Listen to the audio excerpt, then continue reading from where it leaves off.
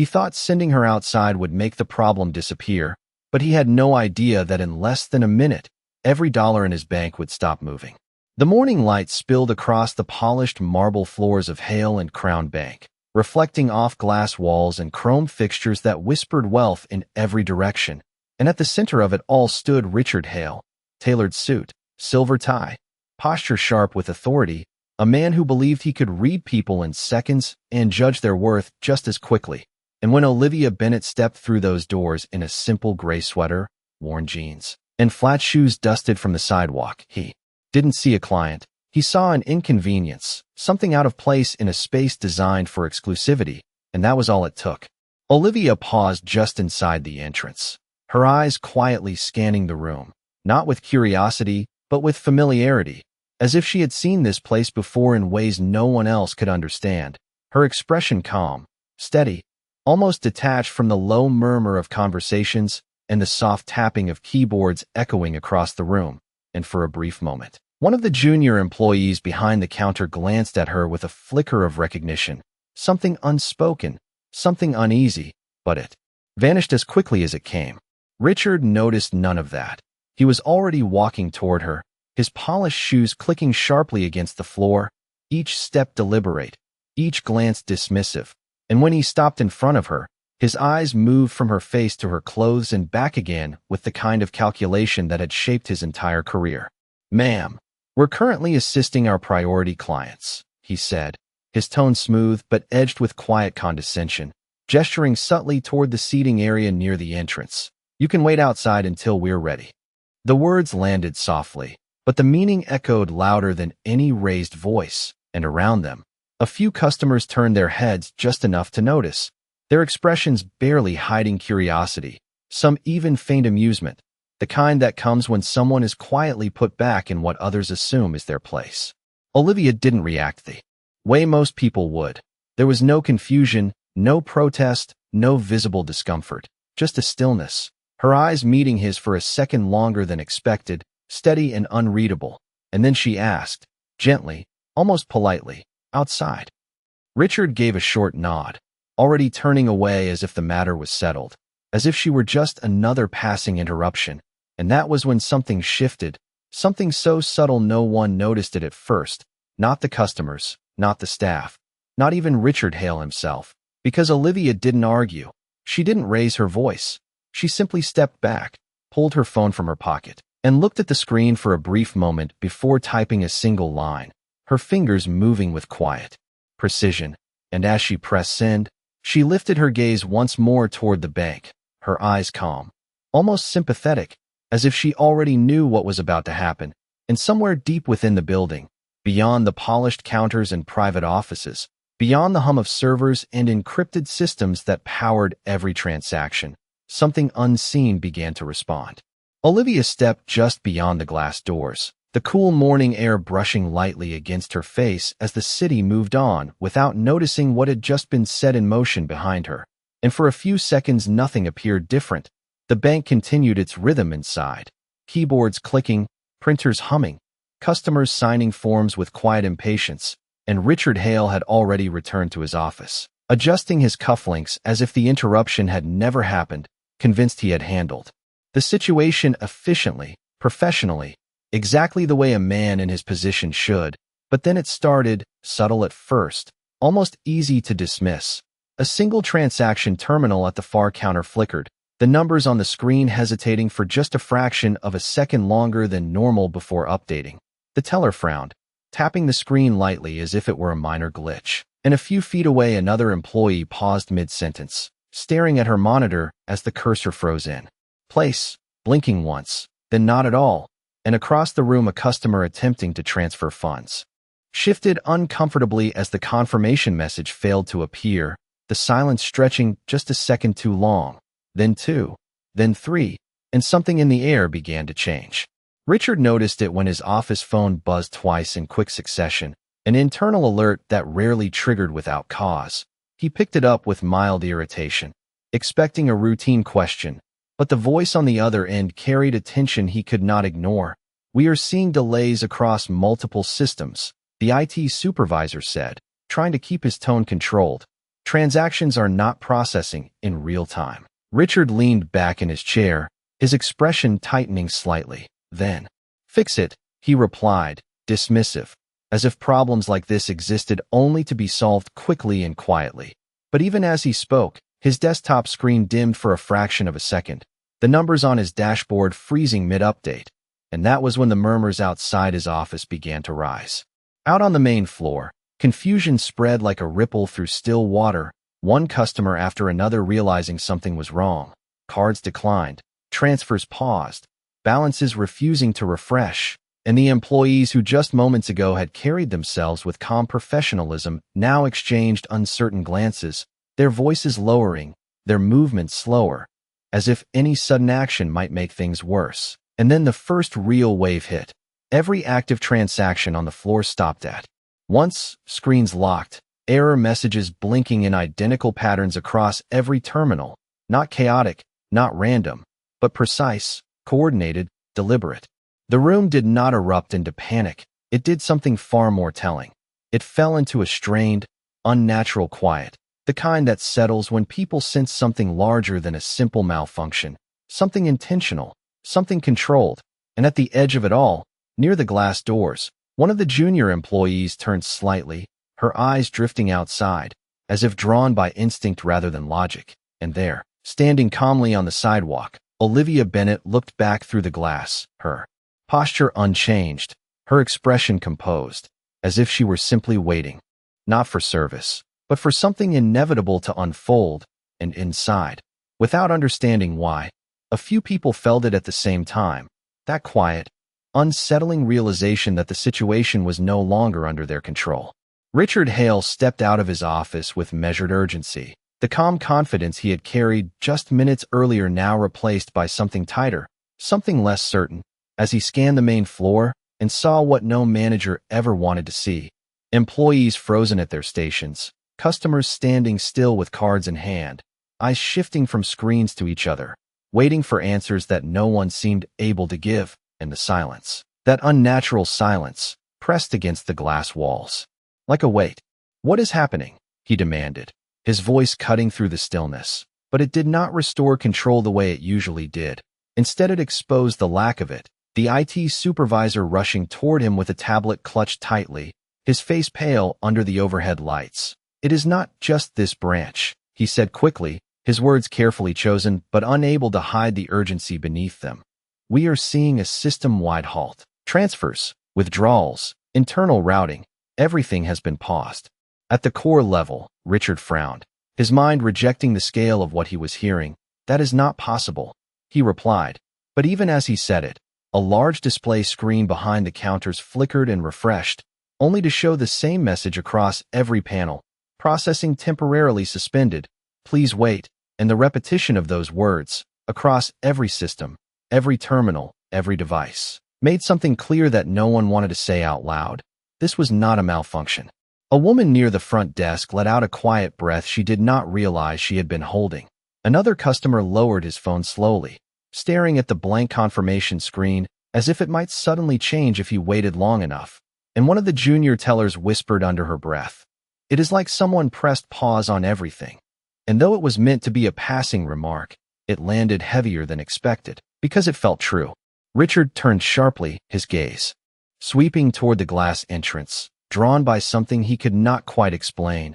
And there she was, still standing outside, exactly where he had left her, Olivia Bennett, unmoving, composed, her presence no longer insignificant but impossible to ignore. And for the first time since this began, a flicker of unease settled into his chest, subtle but undeniable. "Get corporate on the line," he said, his voice lower now, more controlled, but edged with urgency, the kind that comes when control begins to slip. And within seconds the call was initiated, the speakerphone activating with a soft tone that echoed louder than it should have in the quiet room.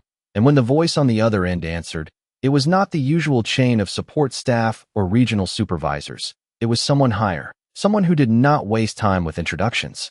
"This is Executive Operations," the voice said, calm but firm. "We are aware of the system hold." Richard straightened slightly, trying to reclaim authority. "Then you know we need it restored immediately," he said, But there was a pause on the line, a brief, deliberate silence that stretched just long enough to shift the balance of the conversation, and when the voice spoke again, it carried something different, something heavier. "The system is not down," the voice clarified slowly. "It has been intentionally paused." And in that moment, the room seemed to contract, every sound fading into the background as those words settled into place, and Richard's eyes moved, almost involuntarily, back toward the glass doors, toward the woman outside who had not raised her voice, who had not argued, who had not done anything at all that should have mattered, and yet somehow, everything had stopped. The words hung in the air like a quiet verdict, intentionally paused, not broken, not failing, but controlled. And for the first time since Richard Hale had taken over this branch, he felt something unfamiliar press against his certainty. The realization that whatever was happening was not within his authority to fix, not within his reach to command, and the silence that followed was no longer confusion, it was awareness. "Who authorized it?" he asked, his voice lower now, careful, measured, as if choosing the wrong tone might make things worse. And on the other end of the line there was another pause, not hesitation, but calculation, as though the answer itself carried weight. "The authorization came from the primary system architect," the voice replied, each word deliberate. "The hold is valid and will remain until further instruction." And that was when something shifted inside Richard, something deeper than frustration, something closer to recognition, because there were only a handful of individuals in the entire organization who had that level of access, that level of control, the kind that could stop not just one branch, but every transaction connected to the network. Around him, the employees were no longer pretending everything would resolve itself. Their eyes now openly searching his face for direction, for reassurance, for anything that would restore the structure they depended on. But Richard did not speak, not immediately, because his gaze had already moved, slowly, deliberately, back toward the glass doors. Olivia Bennett had not moved. She stood exactly where she had been, her posture relaxed, her expression unchanged, as if time itself had slowed around her, and in that moment, the distance between inside and outside no longer felt like a physical boundary. It felt like a line he had drawn without understanding the cost. One of the junior tellers stepped closer, her voice barely above a whisper. "Sir, should we bring her back in?" And the question, simple as it was, landed with more force than anything else that had been said, because it acknowledged what everyone was beginning to understand but had not yet spoken aloud.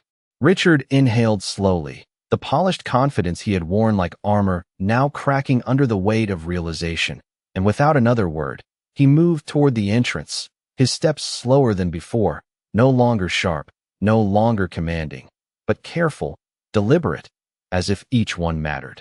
The doors slid open with a soft mechanical sound that echoed louder than it should have, and as he stepped outside, the noise of the city returned, distant traffic, a passing conversation, the ordinary rhythm of a world that had not paused, not like his had, and Olivia turned her head slightly, her eyes meeting his again, steady, calm, unchanged. For a brief moment, Richard said nothing, the silence stretching between them, not uncomfortable, but revealing, and then finally, he spoke, not with authority, but with something closer to restraint. "Ma'am, there seems to have been a misunderstanding." The words felt smaller than he expected, less certain, and Olivia watched him for a second longer before responding, her voice quiet. "Even, is there?" And the question was not confrontational, not sharp, but it carried a clarity that left no room for excuses. Inside the bank, every screen still waited, every transaction still frozen, every second stretching longer than the last, and Richard knew, without needing to be told, that the answer to everything happening behind him stood right in front of him, not demanding attention, not raising her voice, simply waiting, and for the first time, he understood that control had never really been his to begin with. Richard stood there for a moment longer than necessary, the weight of the situation settling fully into place, and for the first time in years, he chose his next words carefully, not to assert control, but to regain balance. "We would like to assist you properly," he said, his tone quieter now, stripped of the earlier edge, "if you are willing to come back inside." And even as he spoke, he knew the invitation was no longer a gesture of courtesy, It was a necessity. Olivia watched him with the same calm expression, her eyes steady, unreadable, and then she nodded once, not in agreement, but in acknowledgement, as if the moment had simply arrived exactly where it was always going to, and she stepped forward, crossing the threshold back into the bank without hesitation. The doors slid open again, and as she walked across the marble floor, something subtle shifted in the room. The same space that had felt exclusive just minutes ago now felt observant, quiet, almost cautious, the employees straightening, the customers stepping slightly aside, not out of fear, but out of awareness, because they could all feel it now. The quiet center of control had changed. Richard walked beside her, not ahead, not guiding, but matching her pace, and for a brief moment, neither of them spoke, the silence filled only by the faint hum of systems still frozen in place. When they reached the central desk, Richard gestured toward a chair, but Olivia remained standing, her posture relaxed, her presence steady, and she looked at him, not waiting, not demanding, simply present.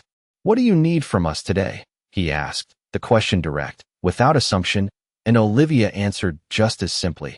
"I came to authorize a system update," she said, her voice even, "one that requires full operational integrity." And the words landed with quiet clarity, because everyone in that room now understood exactly what that meant. Richard felt a brief tightening in his chest, the realization connecting fully. "And you paused the system," he said slowly, more statement than question, and Olivia gave a slight nod. "I needed to verify that the system responds as designed," she replied. It did. There was no pride in her tone, no emphasis, just a calm statement of fact, and that made it land even harder. Behind them, one of the IT monitors flickered again, still locked, still waiting, and Richard glanced at it before returning his attention to her. The unspoken question lingering in the air, and Olivia answered it without being asked. "The system resumes when the conditions are met," she said, her gaze steady. "Respect is one of them." The words were not delivered as a warning, not as a threat, but as a principle, simple, undeniable, and in that moment, no one in the room moved, no one spoke, because they understood exactly what had been shown, not through force, not through volume, but through quiet control.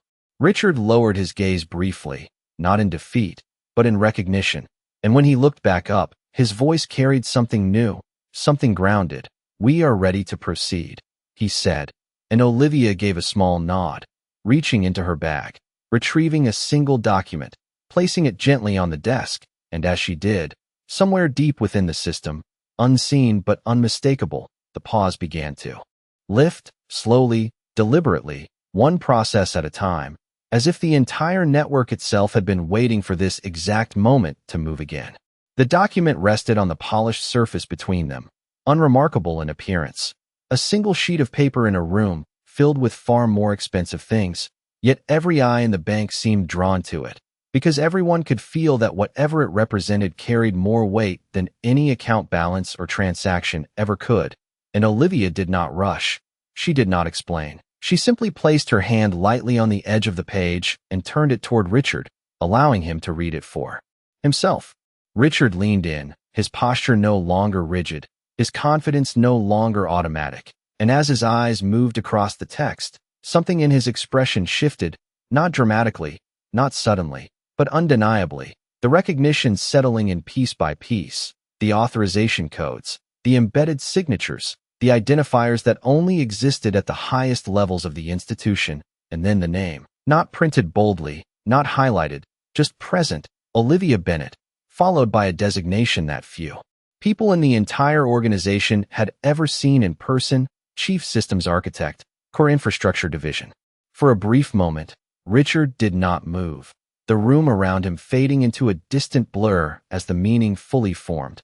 And when he finally looked up, the difference was clear, the assumption that had guided his earlier actions gone, replaced by something quieter, something grounded in understanding.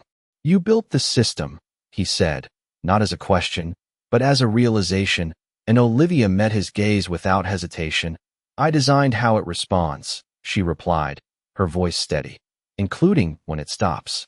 The simplicity of the statement carried more force than any explanation could have, and behind them, one of the monitors refreshed again, this time processing a pending transaction, then another, and another, each system coming back to life in a controlled sequence, not all at once, but in layers, as if the network itself was carefully reassembling its rhythm under her unseen direction.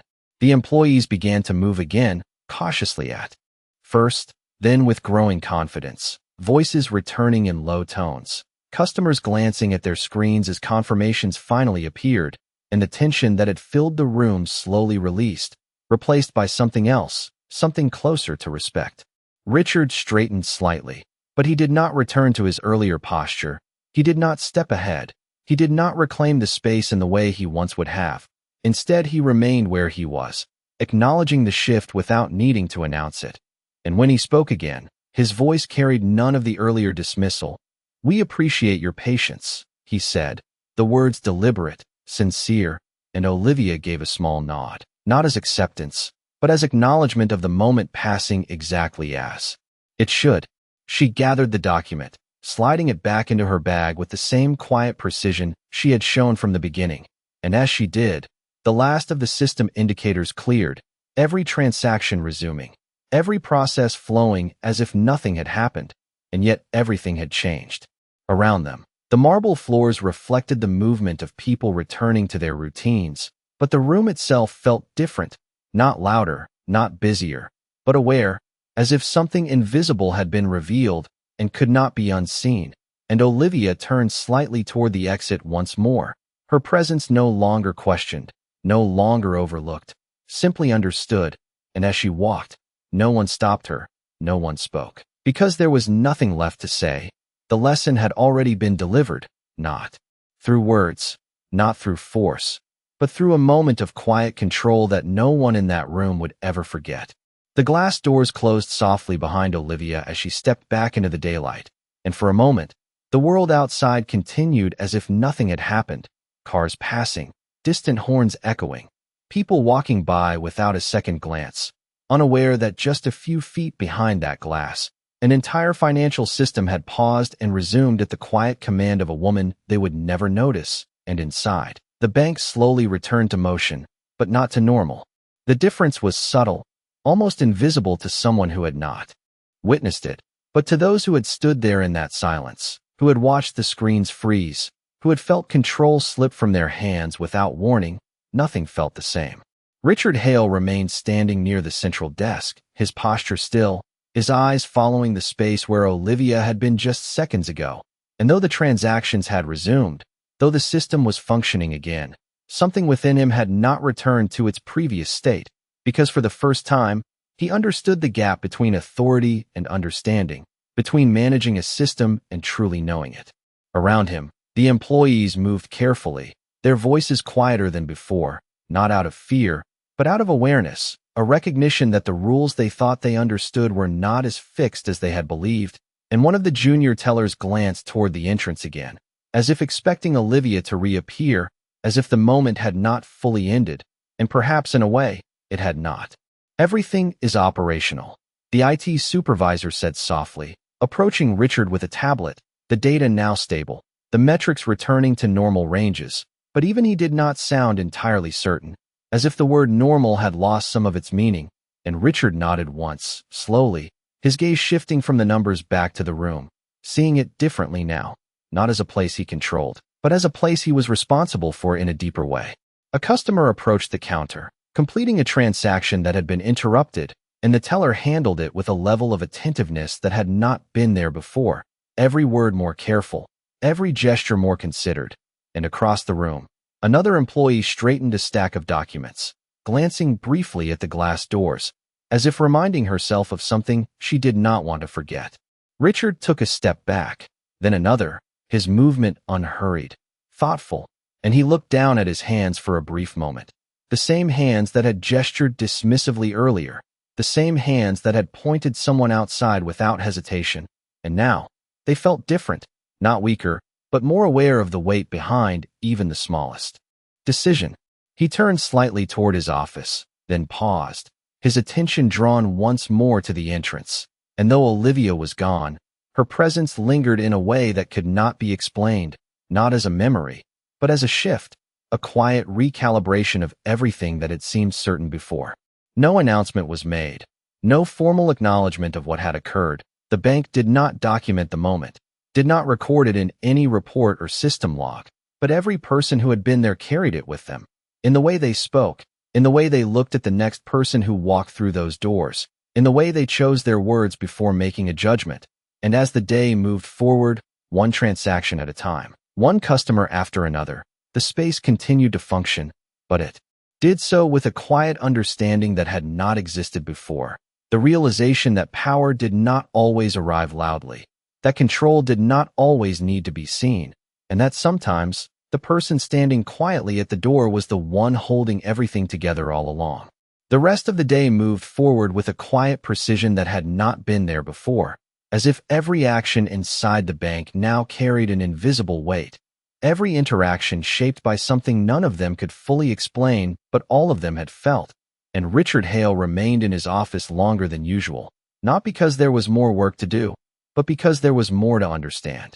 The screens in front of him displayed normal metrics again, transaction volumes stabilizing, system logs clearing without error, everything exactly as it should be. And yet he found himself staring at the data not as numbers, but as something more fragile than he had ever considered, something that could be paused, redirected, controlled by a presence he had dismissed in seconds.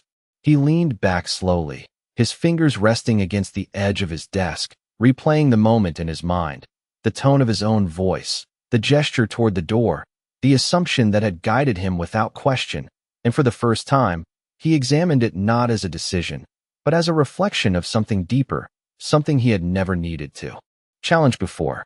Outside his office, the employees continued their work, but there was a difference in how they moved, a subtle shift in posture, in tone, in attention, and one of the tellers who had watched the entire exchange found herself pausing before greeting the next customer, her smile more genuine, her words more careful, as if she had learned something without being told. Another employee adjusted her monitor, glancing briefly at the entrance again, not expecting anything to happen, but aware that something already had, and that awareness lingered in every quiet corner of the room. Late in the afternoon, an internal message appeared on Richard's screen, brief, precise, originating from executive operations, confirming the completion of a scheduled system verification conducted earlier that day. No mention of disruption, no reference to the pause, just a line that read, "All systems functioning as designed." And for a moment, Richard almost let it pass as routine, almost accepted it as a standard update. But he did not, because now he understood what those words truly meant. Functioning as designed did not only apply to code, to servers, to transactions moving from one place to another. It applied to decisions, to responses, to the human elements that shaped every interaction within that system. And he realized that the system had not failed earlier. It had responded exactly as it was built to, revealing not a flaw in technology, but a gap in judgment. He stood up slowly, stepping out of his office and onto the main floor once more, his presence no longer commanding attention, but quietly aligning with it. And as he walked past the counters, the desks, the waiting area, he noticed the small changes, the way employees acknowledged each customer more directly, the way conversations held a different tone, less automatic, more aware, and he paused near the entrance, looking out through the glass doors where Olivia had stood, the space now empty, the street beyond continuing its steady rhythm. He did not expect to see her again, and in a way, he knew he did not need to, because what she had shown them did not depend on her presence. It remained in the way the room felt, in the way decisions would be made from that point forward, in the quiet understanding that power does not always arrive with warning, and that respect, once tested, becomes something that cannot be ignored. The marble floors still reflected the movement of the day. The system still processed transactions with flawless precision. But beneath it all, something had shifted, something permanent. And as Richard stood there for just a moment longer, he understood that the real change had not been in the system at all. It had been in the way they saw the people standing right in front of them.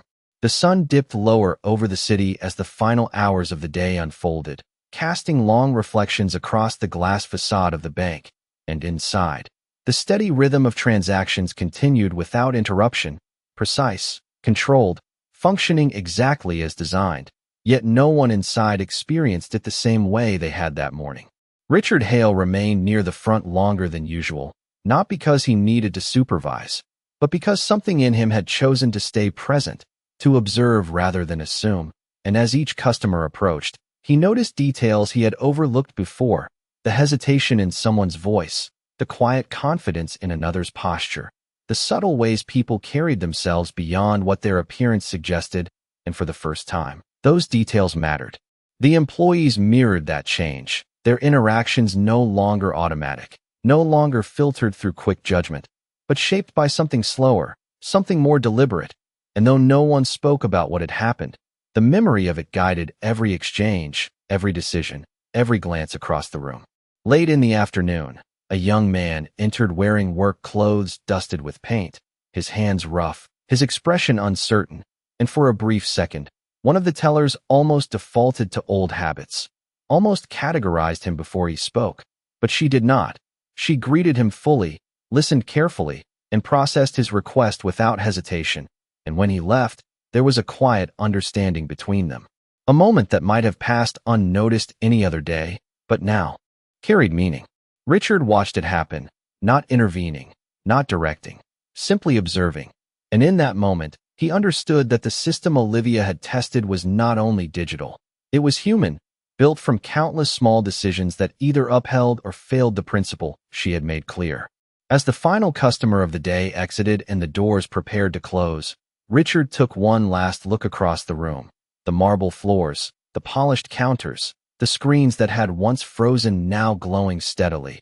And he saw it differently, not as a place of control, but as a place of responsibility, where every action, no matter how small, could ripple outward in ways he had not fully understood before. Outside, the streetlights flickered on one by one, illuminating the sidewalk where Olivia had stood, now empty, yet not forgotten. And though she was no longer there, her presence remained in a quieter form, in the way the space had changed, in the awareness that lingered long after she had walked away. Richard turned off the lights in his office and stepped back onto the main floor, pausing just briefly before the doors closed for the night. And in that stillness, there was no need for words, no need for acknowledgement, because the lesson had already settled into place, not through confrontation, not through force, but through a single moment that revealed something far greater than status or authority ever could.